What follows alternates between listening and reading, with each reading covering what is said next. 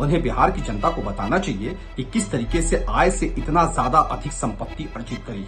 उन्हें यह भी बताना चाहिए कि किस तरीके से जब 15 साल का इनको शासन मिला था तो सूबे में इन लोगों ने जंगल राज स्थापित कर दिया था। इसलिए अपोजिशन के नेताओं को अगर मार्च निकालना है तो वो माफी मार्च निकाले, ताकि बिहार की जनता से वो अपने किए गए कुकर्मों के लिए माफी मांग पाए।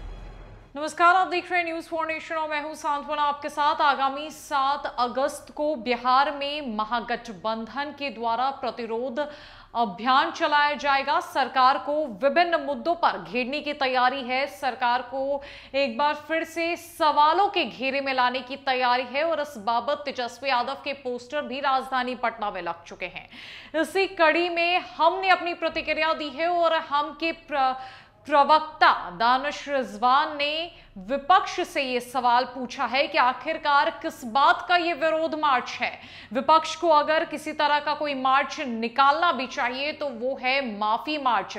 विपक्ष को जरूरत है बिहार की जनता से माफी मांगने की, क्योंकि विपक्ष ने ऐसे ऐसे काम किए हैं।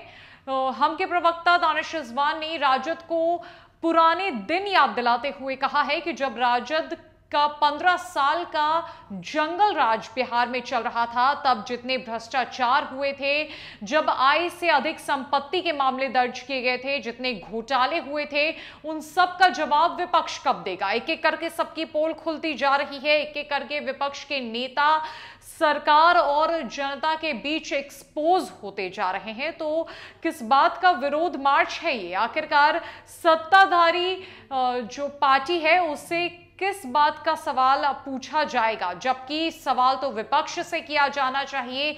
माफी मांगनी चाहिए विपक्ष को अपने किए कराए के ऊपर। जो भी विपक्ष ने बिहार की भोली भाली जनता के साथ किया है, लोगों को ठगने का काम किया है, बिहार में भ्रष्टाचार लाने का काम किया है। ऐसे में क्या कुछ कह रहे हैं हम के प्रवक्ता दानिश रिजवान, किस तरीके से उन्होंने विपक्ष पर जबरदस्त हमला बोला है, पहले आप उनकी पूरी बातों को सुनिए। देखिए, जो अपोजिशन के नेता आक्रोश मार्च निकालने की बातचीत कर रहे हैं, हमें लगता है कि वैसे नेताओं को माफी मार्च निकालना चाहिए। उन्हें बिहार की जनता को बताना चाहिए कि किस तरीके से आय से इतना ज्यादा अधिक संपत्ति अर्जित करी। उन्हें यह भी बताना चाहिए कि किस तरीके से जब 15 साल का इनको शासन मिला था तो सूबे में इन लोगों ने जंगल राज स्थापित कर दिया था। इस तरह के अनर्गल काम करने से पहले इन लोगों को आत्मचिंतन करने की आवश्यकता है, तभी जाकर के किसी तरीके के मार्च निकालने की बात करें। ऐसे मार्च निकालने की बात अगर अपोजिशन के नेता करते हैं तो जनता हंसती है। उन्हें याद आता है 15 साल का जो लालू प्रसाद यादव, राबड़ी देवी जी और कांग्रेस पार्टी और लेफ्ट पार्टीज का जो शासन था, वो शासन कि किस तरीके से सूबे में अराजकता का माहौल हो गया था, भ्रष्टाचार का बोलबाला था।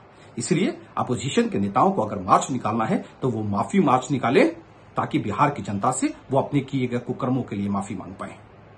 तो जैसा कि आपने दानिश रिजवान की बातों को सुना, उन्होंने साफ साफ आरजेडी को चेताया है और कहा है कि अगर मार्च निकालना है तो माफी मार्च निकालिए और निकलिए बिहार की जनता से माफी मांगने। हो सके तो बिहार की जनता आपको माफ कर दे। दानिश रिजवान ने राजद के समय के सभी घोटालों की बात कही है, भ्रष्टाचार की बात कही है, जितने भी खुलासे किए जा रहे हैं उन सब की बात हम के तरफ से कही गई है। और अब ये जो प्रतिक्रिया है, हम के तरफ से जोरदार हमला बोला गया है विपक्ष के ऊपर। देखना यह है कि विपक्ष की इस पर क्या प्रतिक्रिया सामने आती है। फिलहाल के लिए इस अपडेट में इतना ही है। कई अपडेट्स के लिए हमारे साथ बने रहे न्यूज फॉर नेशन में। नमस्कार।